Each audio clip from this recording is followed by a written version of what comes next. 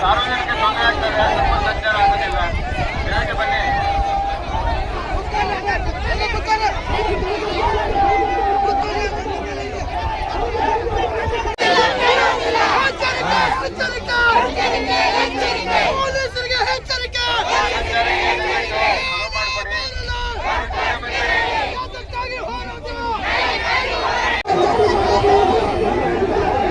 ಏನ್ ತಿಂತೀರ?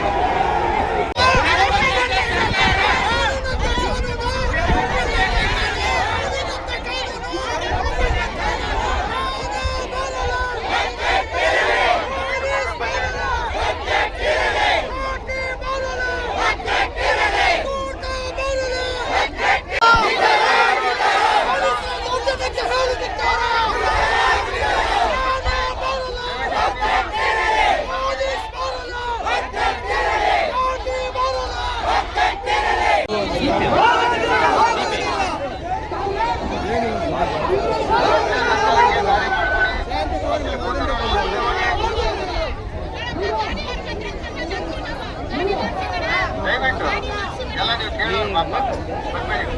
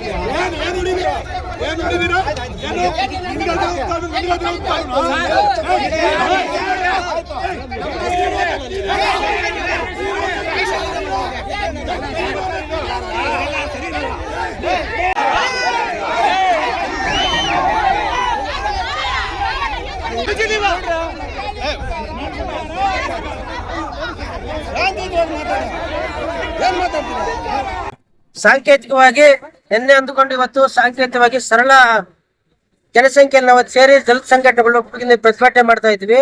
ಇದರ ವಿಚಾರ ಇಷ್ಟೇನೆ, ಇವತ್ತು ಏನು ರಾಯಚೂರು ಜಿಲ್ಲೆಯ ದೇವದುರ್ಗದ ಭೀಮಾನಂದ ಅಂತಕ್ಕಂತ ಒಬ್ಬ ದಲಿತ ಯುವಕರನ್ನ ಅಮಾನುಷವಾಗಿ ಬರ್ಬರು ಕೊಲೆ ಮಾಡಿದ್ದಾರೆ. ಇದರ ವಿಚಾರ ಏನ್ ಇವತ್ತು ನಾವು ಇದು ಪ್ರತಿಭಟನೆ ಮಾಡ್ತಾ ಇದ್ದೀವಿ.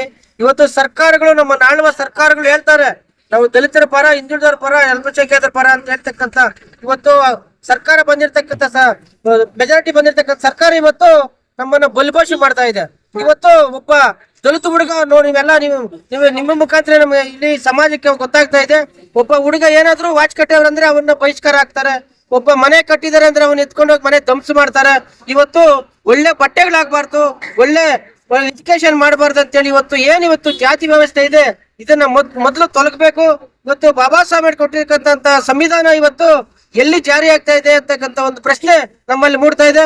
ಇವತ್ತು ನಮ್ಮ ಕಾನೂನು ಮಂತ್ರಿ ಇರ್ತಕ್ಕಂಥ ಪ್ರಿಯಾಂಕ ಖರ್ಗೆ ಅವರು ಇದನ್ನ ಗಮನಿಸಬೇಕು. ಯಾಕಂದ್ರೆ ದಲಿತರೇ ಇರ್ತಕ್ಕಂಥವ್ರವರು ದಲಿತರ ಮೇಲೆ ದೌರ್ಜನ್ಯ ದಬ್ಬಾಳಿಕೆಗಳು ನಿರಂತರವಾಗಿ ಆಗ್ತಾ ಇದೆ. ಇವತ್ತು ಅಮಾನುಷವಾಗಿ ಕೊಲೆ ಆಗಿರ್ತಕ್ಕಂಥ ವಿಚಾರದಲ್ಲಿ ನಮ್ಗೆ ಒಂದು ಹೋರಾಟಗಾರರಿಗೆ ಭಯ ವಾತಾವರಣ ಆಗ್ತಾ ಇದೆ. ಇವತ್ತು ಸರ್ಕಾರ ನಮ್ಗೆ ರಕ್ಷಣೆಗೆ ಬಂದೂಕ್ ಲೈಸೆನ್ಸ್, ನಮ್ಗೆ ರಿವಾಲ್ವರ್ ಲೈಸೆನ್ಸ್ ಕೊಡ್ಬೇಕಂತ ಹೇಳಿ ನಾನು ಸಂದರ್ಭ ಹೇಳಕ್ ಪಡ್ತೀನಿ. ಯಾಕಂತ ಹೇಳಿದ್ರೆ ಇವತ್ತು ಕೇಳೋದೇ ತಪ್ಪು. ಏನಾದ್ರೂ ತಂದೆ ಮಾಡ್ತೀಗ ಸಾಮಾಜಿಕವಾಗಿ ಆ ಹುಡುಗ ಬಹುಮಾನ ಅಂತಕ್ಕಂಥ ಹುಡುಗ ಇವತ್ತು ಮೇನ್ ಮರಳದಂತೆ ನಡೀತಾ ಇದೆ, ಗ್ಲಾಮಿಂಗ್ ನಡೀತಾ ಇದೆ, ಮಟ್ಕ ನಡೀತಾ ಇದೆ. ಅದನ್ನ ಪೊಲೀಸ್ ಮುಟ್ಟಿಸಿದೆ, ಅವ್ನು ತಪ್ಪಾಯ್ತು ಅಂತ ಹೇಳ್ಬಿಟ್ಟು ಅದೇ ಒಂದು ನೆಪ ಇಟ್ಕೊಂಡು ಸುಪಾರಿ ಕೊಟ್ಟು ಅವ್ನ ಕೊಲೆ ಮಾಡಿರ್ತಾರೆ. ಇದು ಏನಾದ್ರೂ ಇನ್ನ ಮರುಕಳಿಸಿದ್ರೆ ದಿನಗಳಲ್ಲಿ ನಾವು ಸಂಘಟನೆಗಳಿಂದ ಉಗ್ರವಾದ ಹೋರಾಟ ಮಾಡಿ ನ್ಯಾಯ ಕೊಡಿಸ್ಬೇಕಂತೇಳಿ ನಾವು ಈ ಸಂದರ್ಭದಲ್ಲಿ ಇಷ್ಟಪಡ್ತೀವಿ.